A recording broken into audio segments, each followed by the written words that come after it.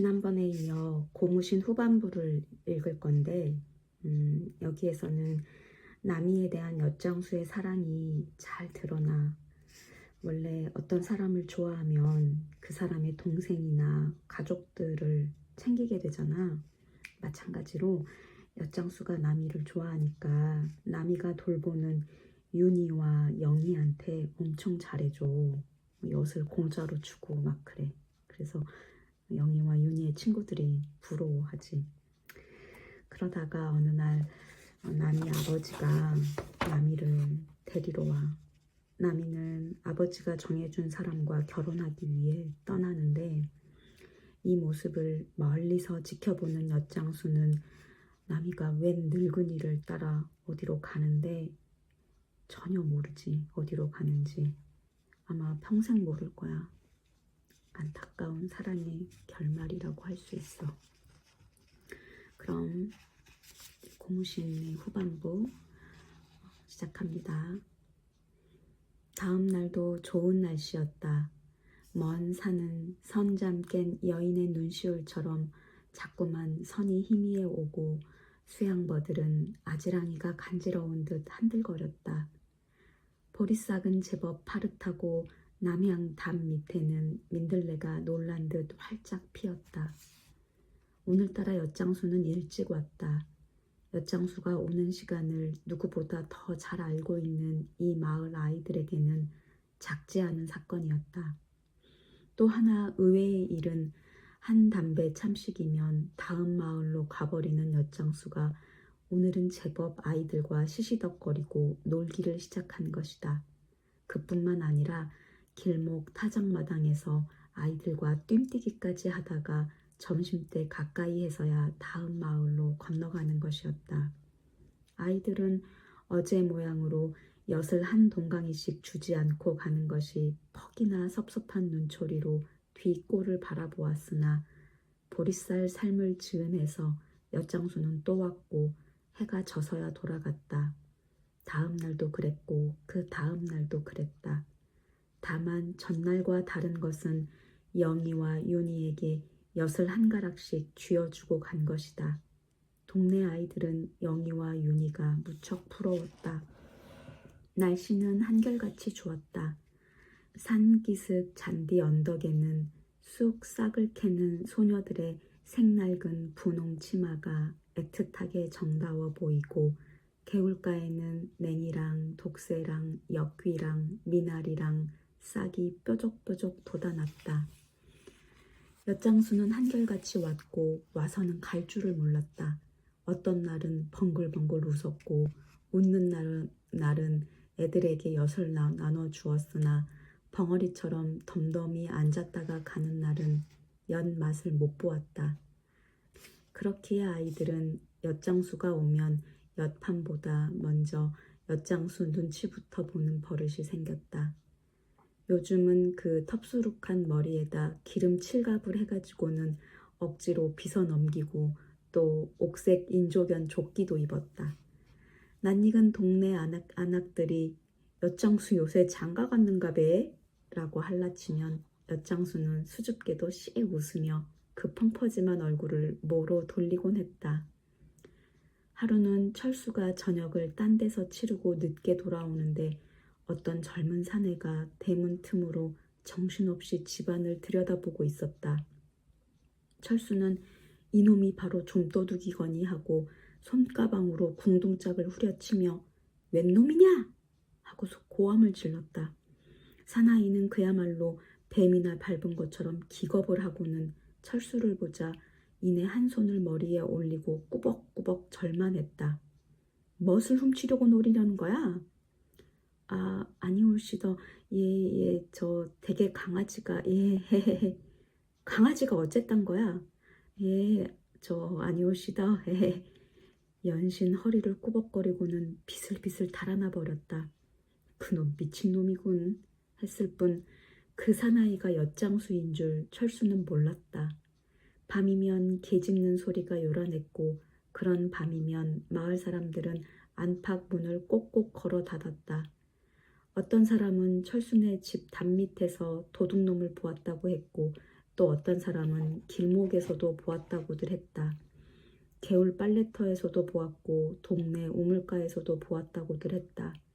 그러나 막상 도둑을 맞은 사람은 한 사람도 없건만 마을에서는 도둑 소문이 자자한 채 달도 바뀌고 제비 올 무렵 어느 날 저녁녘에 우연히도 남이 아버지가 찾아왔다. 철수 내외가 남이 아버지를 맨 나중 만나기는 지금으로부터 3년 전 윤희가 나던 해였다. 그리고 3년이 지났다.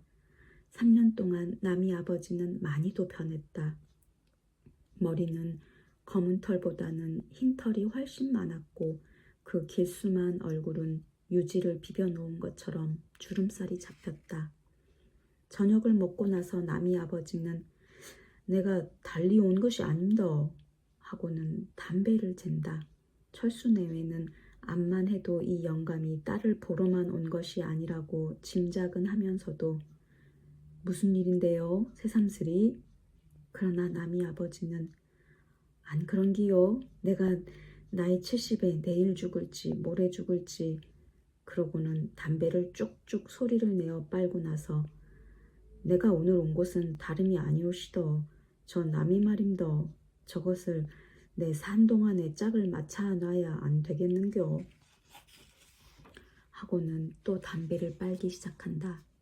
철수는 그야 짝을 맞출 때가 되면 그래야죠. 한즉 아니오시더. 지지배가 나이 18이면 관연했거든요.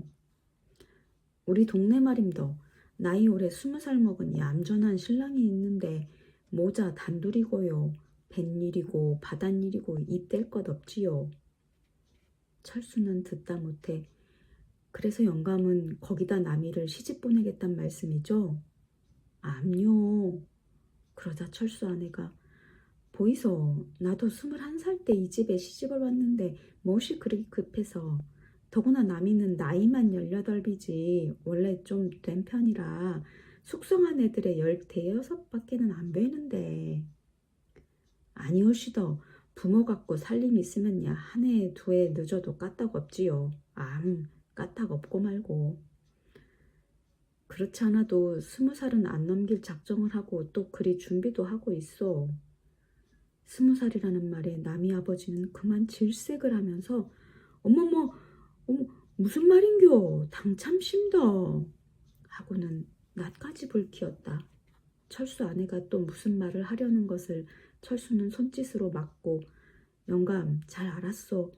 그만 건너가서 편히 쉬소 하자 그제서야 남이 아버지는 안심이 되는 듯 일어서며 내일 아침에 일찍 가겠심더. 안 그런겨. 기왕 남의 관식될 바야 하루라도 일찍 보내는 게 좋지 않겠는겨. 하고 또 뭐라고 중얼중얼 하면서 건너갔다. 남이는 여느 때와 조금도 다름없이 부엌에서 아침 채비를 하고 있다. 다만 다른 것은 눈시울이 약간 부은 것뿐이다. 이날 철수 내외는 둘 다 결근을 했다. 철수 아내는 그동안 장만해 두었던 남이의 옷감을 꺼냈다. 그리 좋은 것은 아니나 그래도 저고리감이 4벌, 치맛감이 3벌, 그 밖에 자기가 시집 올 때 해온 무색 옷 중에서 시속에 맞지 않고 색이 너무 난한 것을 주려 몇 벌, 또 속옷 이것저것 해서 한 보퉁이는 조익 되었다. 아침을 치르고 나서 철수 내외는 남이를 불러 갈채비를 하라고 이르고 그의 아내는 밀쳐둔 보퉁이를 헤치고 이것은 무엇이고 이것은 언제 입는 옷이고 또 이것은 다시 고쳐하고 하면서 일일이 알려주는데 남이는 듣는 둥 마는 둥 하고 아직 설거지도 안 했는데 하고 일어선다. 내가 할 테니 그만두고 어서 머리 빗어라. 그리고 옷은 이걸 입고 버선은 요전번에 신던 것 씻고. 그러나 남이는 물도 안 길었어요 하고 또 밖으로 나가려고 한다. 그만둬라. 요새 물이 달려서 일찍 가야 해요. 그러자 건넌방에서는 남이 아버지가 남아 준비 다 됐나? 차 시간 놓칠라 속히 가자 하고 소리를 질렀다. 남이는 건넌방 쪽을 흘겨보고 가고 싶거든 혼자 가지 하고 중얼거리면서 또 밖을 나가려는 것을 이번에는 철수가 불러들여 가보고 마땅 찬거든 다시 오더라도 가도록 해야지. 차 시간도 있고 하니 빨리 채비를 해라 하고 타이르는데 남이 아버지는 벌써 뜰에 나와 기다리고 있다. 남이는 그제서야 낯을 씻고 제가 일상 쓰던 물건들을 챙겼다. 크림통과 가루분 통이 하나씩, 그리고 모가 떨어져 삼각이 된 거울이 한 개, 얼레빗과 참빗, 그 밖에 수본, 골무, 베갯모, 색헝겊, 당세기, 허들의 옷 해서 그것도 한 보퉁이가 실하다. 분홍 치마에 흰 반회장 저고리를 입고 맑은 때가 묻을락 말락한 버선을 신은 남이는 딴 사람같이 예뻐 보였다. 어디다 내세우더라도 얌전한 색식감이었다. 남이 아버지가 대문짝에 담뱃대를 딱딱 두드리면서 헛기침을 하는 것은 빨리 나오라는 재촉일 게다. 철수 아내는 이모 저모 남이 옷맵시를 보아주고 어서 가거라. 너 잔치할 때는 아저씨가 가든지 내가 가든지 꼭 할 테니. 그러나 남이는 한마디 인사말도 없이 영희와 윤희를 찾는다. 골목에 나가 있던 영희와 윤희는 남이의 달라진 모양을 보고 눈이 둥그레져서 아지마 어디 가노? 하고 묻는다. 남이는 대답도 않고 두 아이를 데리고 건넌방으로 들어가 영희와 윤희를 세운 채 두 팔로 가도 앉고 윤아 아지마 가먼 네 빠빠 누가 죽고? 하자 영희가 또 아지마 어디 가노? 하고 묻는다. 남이는 목맨 낮은 소리로 우리 집에 간다. 그러나 영희는 거짓말이다. 이거 너희 집 아이고 뭐고? 하고 발까지 구르며 짜증을 낸다. 갑자기 윤희가 그 넓적한 입을 삐죽거리면서 억실억실한 눈에 눈물을 한박 가둔다. 남이는 지그시 팔에 힘을 준다. 윤희 눈에서 눈물 한 방울이 떨어져 남이의 자줏빛 옷고름에 얼룩이 진다. 바로 이때다. 골목에서 엿장수 가위 소리가 들려왔다. 남이는 재빨리 윤희를 업고 영희의 손목을 잡은 채 밖으로 나갔다. 남이 아버지는 벌써 저만치 철수와 하직을 하면서 내려갔고 엿장수는 막 철수네 집 앞에서 대문을 나서는 남이와 마주쳤다. 엿장수는 얼빠진 사람처럼 남이를 바라보는데 남이의 눈에는 순간 어두운 그림자가 지나갔다. 남이는 윤희를 업은 채 허리를 굽히고 몸을 약간 돌려 치맛자락을 걷고 빨간 콩주머니에서 10원짜리 2장을 꺼내 엿장수를 주었다. 엿장수는 그제서야 눈을 돌려 남이와 돈을 번갈아 보다 말고 신문지 조각에 엿을 4대가락 싸서 아무 말도 없이 돈과 함께 내민다. 남이는 약간 망설이다가 역시 아무 말도 없이 한 손으로 받아가지고는 영희를 앞세우고 안으로 들어왔다. 엿장수는 멍하니 대문만 쳐다보고 있다가 침을 한번 꿀꺽 삼키고 나서 옆판을 둘러매고는 혼잣말로 꽃놀이를 가면 진짜 천꼴짝이지? 그럼 한 걸음 앞서 울음고개로 질러가면 되겠지? 이렇게 중얼대면서 엿장수는 빠른 걸음으로 담 모퉁이를 돌아 울음고개로 향해 갔다.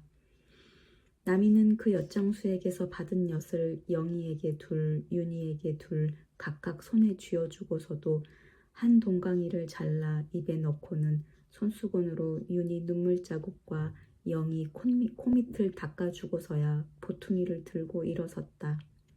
영희와 윤희는 엿먹기에 여념이 없었다. 철수 아내는 보퉁이 한 개를 들고 따라 나오면서 남이에게 귀한 말로 무엇을 알려주고 이래서 남이는 떠나간다. 다만 한 가지 철수 내외에게 수수께끼는 마을 중턱에서 남이를 보내고 서서 그의 뒷모양을 바라보는데 남이가 어이한 옥색 고무신을 신고 가는 것이다. 더구나 한 번도 신지 않은 새 것을. 철수 내외는 서로 얼굴만 쳐다볼 뿐 도로 물어본달 수도 없고 해서 그만두었다. 보리밭 사이 조그만 언덕길로 옥색 고무신을 신은 나미는 갔다. 자천 골짜기로 꽃놀이를 가는 줄만 알았던 나미가 난데없는 영감 하나를 따라가고 있는 광경을 엿장수는 울음고개 위에서 멀거니 바라보고 있는 것을 나미 자신이야 알 리도 없었다. 끝.